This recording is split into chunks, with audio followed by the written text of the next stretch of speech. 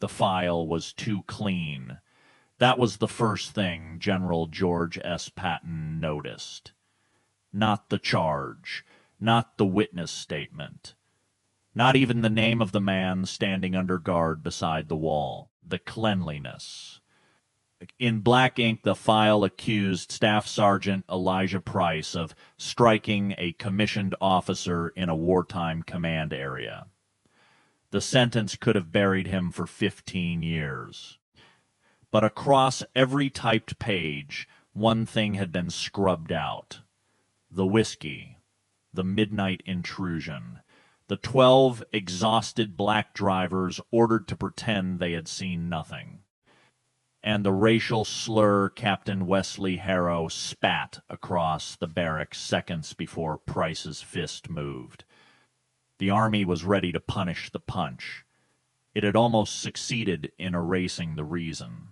March of 1945 had turned Europe into a moving furnace of mud, steel, and gasoline. Third Army columns were driving hard toward Germany, and every mile of advance made the supply problem worse. Tanks did not move on courage. Artillery did not fire on speeches. Armored divisions lived or died on trucks that could find fuel, shells, rations, tires, bridge parts, and warm food across broken roads in freezing weather. That burden fell heavily on segregated quartermaster units. Black soldiers drove through the dark with blackout lamps taped low, crossed roads still under artillery threat, patched engines in sleet, and slept in whatever building had a roof left on it. They were praised when the trucks arrived. They were ignored when the credit was given. Staff Sergeant Elijah Price knew that bargain too well. He was 31 years old, from Gary, Indiana, built broad from rail yard work before the war, with the quiet manner of a man who had learned not to waste anger where it could not help him. He had been overseas for more than a year. He had pulled fuel trailers through Normandy rain. He had hauled mortar rounds past shattered Belgian towns. He had watched younger men freeze at the wheel because stopping meant the front line went hungry. His record had no stains on it, no drunkenness, no fighting, no refusal of duty. Just long shifts, clean paperwork, and men who trusted him when the roads disappeared under snow. Captain Wesley Harrow was the opposite kind of soldier. He was 28, polished, well-connected, and certain the uniform had confirmed something he already believed about himself. His family money came from land in South Carolina. His manners changed depending on who was watching. His boots were always shined too brightly for a man who claimed to know the field. He had already been warned twice for drinking while on duty, but the warnings had gone soft before they reached anyone who could hurt him. One colonel called it fatigue. Another called it youthful pressure. Harrow called it being misunderstood. But the truck drivers under him knew exactly what he was. On the night everything broke, Price's platoon had just finished a 17-hour supply run. They had delivered ammunition crates to a forward dump, dragged a half-buried truck out of roadside sludge, and returned to a converted schoolhouse outside Luxembourg with their hands stiff from cold. 12 men were inside the long room, boots off, coats still on, trying to sleep on cots that smelled of damp wool and engine grease. A coal stove clicked in the corner. Price was checking the next morning's route sheet when the door slammed open. Captain Harrow stood in the doorway with his cap crooked, his cheeks flushed, and a bottle hanging loose in one hand. Nobody spoke. Price rose at once. "Captain," he said, This is enlisted quarters. The men are under rest order. Harrow looked around the room as if he had stepped into a stable. Rest order, he repeated thickly. That what you call hiding? Price kept his voice even. These men drove through the night, sir. They report again at 0400. Harrow stepped farther in. His boots left wet tracks across the floorboards. He pointed at a private lying on a cot with a bandage around his wrist. I have seen field hands with more discipline than this. The room tightened. Price moved between Harrow and the cots. Sir, I am asking you to leave until morning. Harrow laughed. You are asking? He came close enough for Price to smell the whiskey on him. You forget what those stripes mean, Sergeant. They mean someone gave you permission to pretend. Price's hands closed at his sides. Behind him, 12 soldiers watched without moving. Not because they were afraid of Harrow, because they were afraid of what the army would do if one of them answered. Price said it one more time. Captain, leave these quarters. Harrow's face hardened. Then he used the word, not under his breath, not in passing, not as a muttered insult. He said it clearly, in front of the platoon, as if the slur itself were an order. Price's right fist struck Harrow across the jaw. The captain crashed backward into a row of lockers, knocked over a mess tin, and slid to the floor with blood at the corner of his mouth. For 1 second, nobody breathed. Then Harrow scrambled up and ran into the cold, screaming for military police. 20 minutes later, armed guards came through the door. They did not ask the men what had happened. They did not ask Price why he had struck him. They only read the charge. Assaulting a superior officer in a wartime theater. Price put on his coat, lifted his chin, and held out his hands. The first investigation took less than an hour. That was the part that later made Patton angriest. The investigating lieutenant interviewed Harrow. He interviewed 2 white officers who had not been in the room. He accepted the captain's description of a drunken, undisciplined barracks full of insubordinate drivers.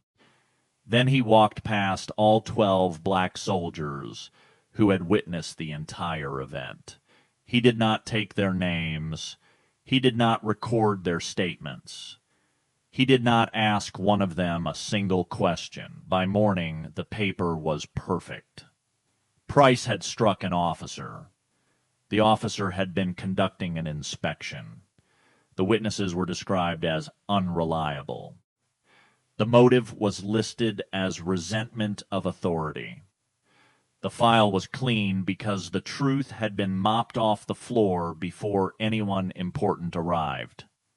But it moved too quickly. It crossed the wrong desk. Patton had seen enough courts-martial to know that ugly files usually looked ugly. A real barracks fight left scraps, names, contradictions, bad handwriting, men trying to save themselves, men trying to save each other. This file had none of that. It read like a polished excuse. So Patton sent for the sergeant, the captain, the investigating officer, and every man who had been inside that schoolhouse room. The hearing convened inside a stone municipal building being used as a field command office. Cold light fell through tall windows. The judges sat behind a rough table.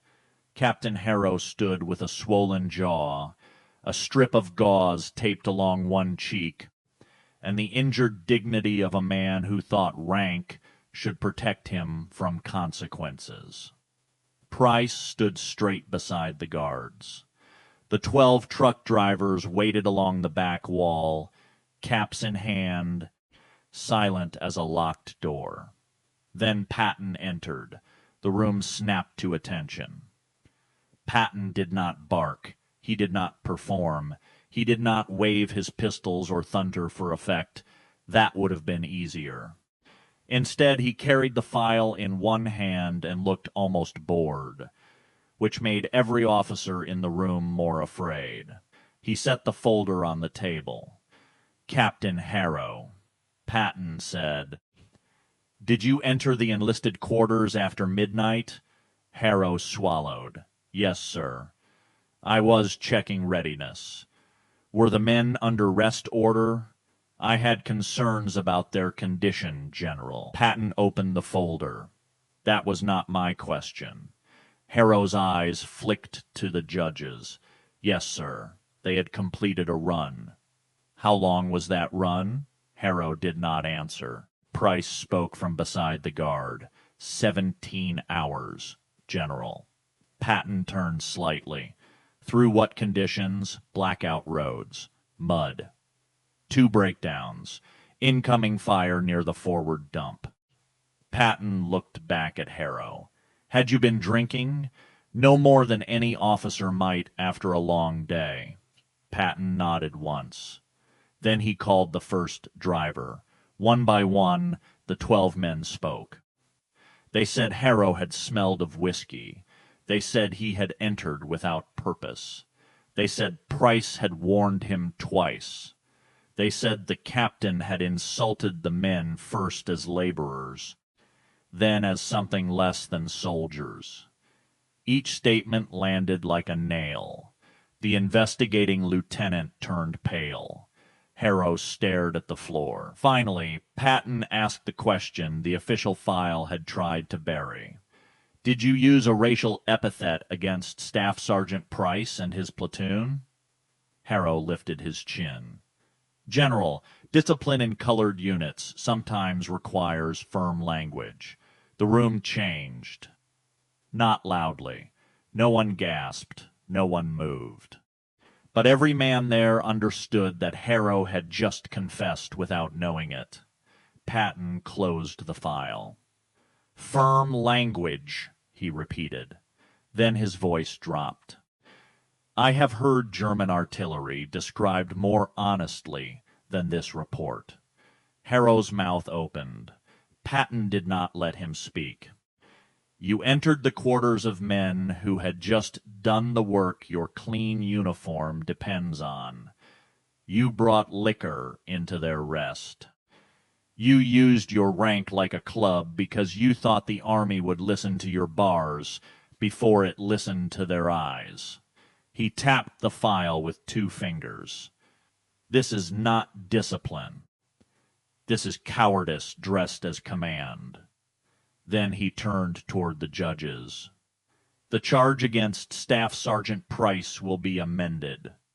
The court will consider the provocation, the unlawful intrusion, the intoxication of the officer, and the 12 witnesses deliberately omitted from this file." Harrow stiffened. "General, with respect," he struck an officer. Patton looked at him. "And you forgot how to be one." That was the line men repeated afterward, not because it was loud, because it was final. Patton ordered the investigating officer removed from the matter. He ordered Harrow relieved of platoon authority pending formal action for drunkenness on duty, conduct unbecoming, and abuse of command. He ordered every witness statement entered into the record. And then, in front of the room, he told Price to step forward. The sergeant obeyed. Patton studied him for a moment. "You should not have thrown the punch," he said. Price did not blink. "No, sir, but I understand why you did." For the first time, the room allowed itself to breathe. Patton continued. "An army that ignores provocation teaches its worst officers to manufacture prisoners out of better men. I will not have a supply line run by fear while enemy artillery is already doing its best to stop it." He looked toward the 12 drivers. "These men are soldiers. Their work moves this army. Any officer too drunk or too small to remember that is a danger to command. The verdict did not make the Army equal. It did not erase segregation. It did not change every mess line, every billet, every sneer, every insult that black soldiers carried under the same flag they served. But for one morning, inside a cold stone room, the official story was forced to bend toward the truth. Price was not sent to prison. His charge was reduced. His record kept the mark, but not the lie. He returned to duty under a different officer before the week was over. When he walked back into the schoolhouse barracks, the 12 men rose without being told. No cheers, no speeches, no grand display. Just boots on wood and a silence that meant respect. Price looked at them and said only, "Trucks roll at Aero-Forzanro." And they did. Through the last hard push of the war, his platoon kept moving fuel and ammunition over roads that were more crater than pavement. They hauled through rain, through shell holes, through villages where the windows had no glass left in them. Harrow was sent away from the men he had tried to humiliate. The corrected file followed him. That mattered more than any speech, because a reprimand in wartime did what family influence could not always clean away. It made the private truth official. It said the officer had not been the victim of a random assault.